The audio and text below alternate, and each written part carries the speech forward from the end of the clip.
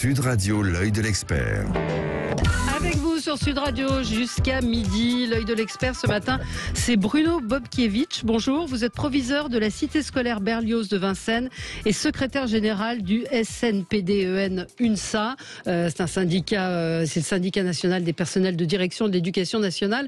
Et je voulais vous avoir ce matin pour faire un point sur la situation pour le moins chaotique qui est celle des lycées, des collèges, de l'école en général. Bonjour, merci à vous d'être avec nous. Qu'est-ce que vous pouvez nous dire ce matin sur les absences à la fois des enseignants et des élèves ? Alors d'abord vous dire que la situation est évidemment différente de par le protocole sur le premier degré et le second degré. Oui. Et je crois que c'est vraiment dans le premier degré extrêmement difficile.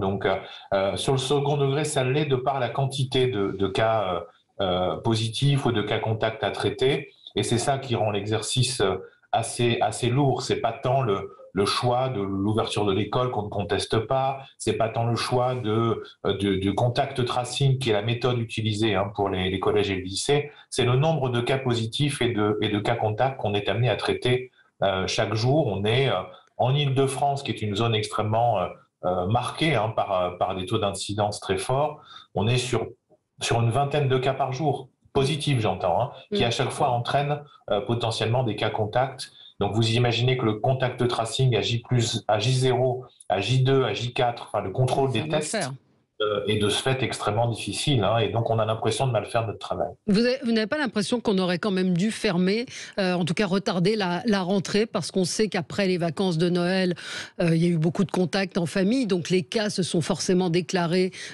plus nombreux au cours de cette première semaine. Est-ce que vous avez un avis a posteriori maintenant là-dessus ? On n'a jamais été favorable à la fermeture des établissements. On était plutôt dans l'idée de voir ce que ça allait donner. Donc effectivement, ce qu'il faut, c'est que ce soit pas un dogme absolu duquel on ne peut pas déroger. C'est-à-dire si vraiment on voit que il y a une incapacité à traiter correctement le fonctionnement de l'école, il vaut mieux fermer quelques jours et avoir un vrai cours à distance qui va mettre à distance aussi des élèves les plus fragiles, on le sait bien, mais qui pourrait potentiellement être une phase intermédiaire. Il faut le faire. En tout cas, si vraiment la situation devenait encore plus difficile, il ne faut pas du tout s'interdire en tout cas. Oui, vous dites qu'il faut s'adapter, et quand on voit que c'est difficilement gérable, parce que pour vous la complexité, là on va parler des enseignants, c'est que quand ils sont testés positifs, quand ils sont absents, il n'y a plus d'enseignants, il n'y a pas de remplaçants. Oui, sur le second degré, vous n'avez pas de remplacement sur des périodes de moins de 15 jours. Donc par définition, l'isolement Covid, qui est entre 5 et 10 jours en fonction du cas, n'est absolument pas remplacé. Donc on est sur une situation qui, à ce stade, relève aux alentours de 10% des personnels, toutes catégories de personnel confondues. C'est pas ingérable, mais c'est un bouleversement évidemment du fonctionnement, puisqu'on n'a habituellement pas ce niveau d'absence, il faut l'admettre. Comment vous gérez, vous, justement, dans votre établissement ? Il faut à la fois gérer l'identification des cas positifs tous les jours. Alors je suis pas seul, c'est la différence fondamentale entre un personnel de direction des collèges et des lycées et un directeur d'école, c'est qu'on a une équipe autour de soi qui parfois est aussi décimée, c'est-à-dire on a des collègues qui aujourd'hui sont un peu plus seuls que moi, par exemple je ne le suis aujourd'hui, et c'est ça qui fait la différence, c'est-à-dire qu'on a besoin d'une équipe autour de nous pour nous aider à traiter ça. Donc l'identification des cas positifs, l'enquête pour identifier les cas contacts, l'isolement de ces cas contacts, et derrière, le partage d'informations en direction des élèves, des parents, des enseignants, de l'institution, et la vérification des retours potentiels. Et à ça s'ajoute le travail habituel. C'est vrai que ce qui est un peu perturbant pour nous, c'est la faible difficulté de perspective positive. C'est-à-dire qu'on ne sait pas quand ça va s'arrêter. Et ça, c'est un peu déprimant. Une question, est-ce que c'est vrai que vous avez découvert dans la presse les mesures, les nouvelles mesures applicables à l'école ? Alors en fait, il faut nuancer un peu ça, parce que c'est le dire comme ça, c'est pas complètement vrai. C'est en partie vrai sur une partie des informations. Quand on est représentant des chefs d'établissement, on est amené à être consulté régulièrement et on a ce niveau d'échange et ce niveau d'information. En tout cas, les échanges et les questions sont posées. Le personnel de direction lambda, il a appris une partie du protocole vendredi 31 décembre et une deuxième partie dimanche À 2 janvier. 16h30, ouais, à 16h30 le dimanche après-midi. Il y avait effectivement cette difficulté du timing. On pense qu'on aurait pu gagner un peu de temps et s'abstenir peut-être des interviews dans les journaux. Je pense que l'interview et d'Olivier Véran et de Jean-Michel Blanquer aurait pu être remplacée par une communication directe. Voilà. Bon, c'est un éternel débat. On ne va pas focaliser là-dessus. On le dit depuis longtemps. C'est un élément de complexité pour nous. Oui, on voit quand même que qu'il y a une complexité dans la gestion, même de la part du gouvernement. C'est très très compliqué. Oui, là-dessus, il y a évidemment gestion de crise.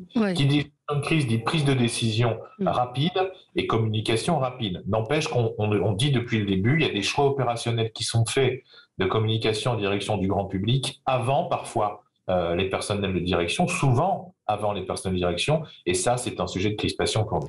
Que pensez-vous de l'appel à la grève pour le jeudi 13 janvier de la part des parents, des syndicats d'enseignants? Est-ce que vous y êtes favorable? Alors, l'appel à la grève ne concerne pas que les syndicats d'enseignants, mais un certain nombre de fédérations et de parents d'élèves également, oui. Voilà, fédération dans laquelle on est inscrit, donc on contribue, c'est-à-dire on s'engage de la même façon. Nous, ce qu'on veut essentiellement marquer, c'est la fatigue et les aspirations. On a quelques demandes évidemment formulées qui ne sont pas forcément les mêmes que celles du premier degré, par exemple, mais on s'associe à cette démarche pour marquer encore une fois l'exaspération et la fatigue des collègues personnels de direction que je représente. Mais qu'est-ce que vous demandez, par exemple? Qu'est-ce qui pourrait être amélioré? Qu'est-ce qui pourrait vous aider? On a l'impression quand même que c'est un petit peu le chaos, tant pour les parents que pour les enseignants, que les dirigeants comme vous d'établissements. Alors, je pense qu'on parle plus de chaos dans le premier degré que dans le second degré. Il y a un élément de désorganisation quand même du côté du second degré, il faut l'admettre. C'est une charge de travail pour nous. Donc, la première demande qui a été entendue, c'est d'évacuer tous les sujets secondaires à plus tard ou les annuler, parce qu'on a plein d'opérations à l'éducation nationale qui peuvent être annulées et évacuées à plus tard. Donc ça a été entendu. La simplification du suivi et de la remontée des informations sur les cas Covid, donc ça a été entendu également. Maintenant, il faudrait qu'on soit plus efficace sur les remplacements et notamment les remplacements longs, parce que dans les collèges et les lycées, on en est là, c'est-à-dire au-delà des remplacements courts qu'on ne fait jamais, les remplacements longs ne sont pas mis en œuvre pour un certain nombre d'entre eux depuis déjà quelques temps. Donc ça, il faut absolument résoudre cette question. Oui, mais pardon d'insister sur ce point. Comment on fait s'il n'y a pas de remplacement, c'est qu'il n'y a pas d'enseignants qui sont potentiellement, ou alors c'est un problème de gestion et d'organisation. Quand il vous manque un prof de maths, un prof d'allemand ou un prof de français, est-ce qu'il existe le remplaçant ? Il y a deux sujets. Il y a à la fois la question du vivier. Donc, vous avez raison, dans certaines matières, c'est parfois difficile de trouver quelqu'un. Mais vous avez aussi, certaines académies étaient dans cette situation, des crédits qui n'étaient pas ouverts. Oui, bon, ça semble réglé aujourd'hui et c'est une bonne chose. Maintenant, vous avez raison, il faut trouver les personnes pour s'engager, mais il y en a. Il y a des personnes qui étaient sur les listes complémentaires au concours. Vous avez des personnes qui attendent d'être appelées pour démarrer. Donc, il y a une ressource disponible. Elle n'est peut-être pas à hauteur du besoin, mais il y a une ressource et déjà celle-ci, il faut la solliciter. Donc, et puis la dernière chose qu'on attend, et c'est un sujet qu'on a évoqué très récemment, c'est peut-être la mise en place d'équipes mobiles, notamment pour les vies scolaires, notamment pour les cantines. Oui. Quand il y a des équipes qui sont décimées, il faut peut-être avancer sur une logique d'équipes mobiles qui soient capables d'intervenir rapidement pour aider les collègues qui sont seuls, parce que leur équipe a été décimée, soit par le Covid, soit parce qu'ils sont cas contact liés à une situation positive. Mais c'est possible, ça ? Ça vous paraît dans l'ordre du possible ? Parce qu'on a l'impression que tout est tellement lourd à remuer, à changer à l'éducation nationale, que déjà mobile et éducation nationale, ça paraît pas être très cohérent. Ça existe dans le premier degré, c'est-à-dire vous avez des enseignants qui sont capables du matin pour l'après-midi aller faire un remplacement d'un enseignant absent. Alors en ce moment, on voit bien à quel point c'est difficile d'ailleurs. Il en manque. Donc on doit être capable de faire ça pour des équipes à disposition. On a des équipes mobiles de sécurité, on doit pouvoir avoir des équipes mobiles de vie scolaire. Ça nécessite une logistique qui n'est pas facile, mais encore une fois, quand on veut, on peut. Donc, il faut s'en donner les moyens. C'est une marge possible d'aide aux établissements qui en auraient besoin. Est-ce que vous regrettez qu'il n'y ait pas eu aussi de mesures prises en amont? On a vu qu'il y a eu donc des épisodes, il y a eu des creux dans cette pandémie et qu'on n'ait pas mis à profit les moments un peu plus calmes pour anticiper. Alors certains réclamaient des détecteurs de CO2, des choses comme celle-là.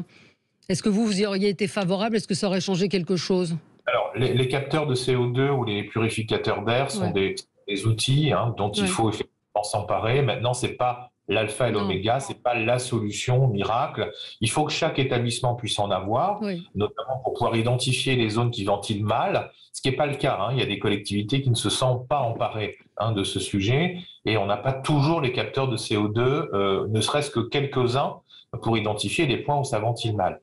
Donc c'est un outil qu'il faut effectivement continuer à développer. Il y a des collectivités qui ont dégainé très vite, d'autres qui ne l'ont pas fait du tout. Je rappelle que c'est la responsabilité des départements pour les collèges et des régions pour les lycées. Bon, il y a cette polémique incessante sur les masques. Bon, moi, j'ai pas la compétence médicale pour dire s'il faut un FFP2 ou s'il faut un chirurgical ou si le masque en tissu suffit. J'avais le sentiment que jusqu'à présent, on n'avait pas mis en danger nos personnels avec les masques en tissu. Peut-être que je me trompe, en fait, je ne sais pas. Donc, il ne faut pas non plus chercher à polémiquer quand c'est pas nécessaire. Donc, voilà, il y a des vrais sujets, des vraies marges potentielles. C'est facile de critiquer a posteriori. Moi, encore une fois, il y a des compétences médicales que je n'ai pas et c'est compliqué d'avoir un avis sur tout le temps. Bien sûr. Ceux qui ont des avis sur tout le temps, ils ont des compétences évidemment que je ne partage pas. Est-ce que le niveau scolaire a baissé en 2 ans depuis le début du Covid? Est-ce que vous remarquez une baisse sur le niveau des élèves? C'est très diversifié. Vous avez des élèves qui ont été en capacité de compenser ça avec leur entourage. Il y a des moyens qui ont été mis à disposition, mais qui ne compensent pas tout.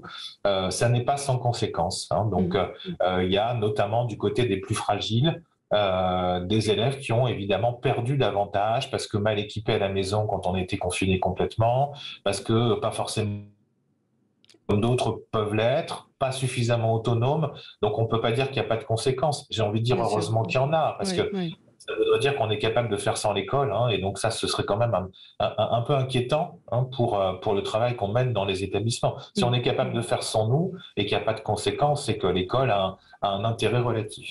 Merci beaucoup Bruno Bobkiewicz d'avoir été avec nous, proviseur de la cité scolaire Berlioz de Vincennes et secrétaire général du syndicat SNPDEN UNSA. Merci beaucoup, c'était tout à fait clair. Merci à vous. Nous, on se retrouve dans un tout petit instant pour commenter l'actualité. À tout de suite. Sud Radio. Parlons vrai.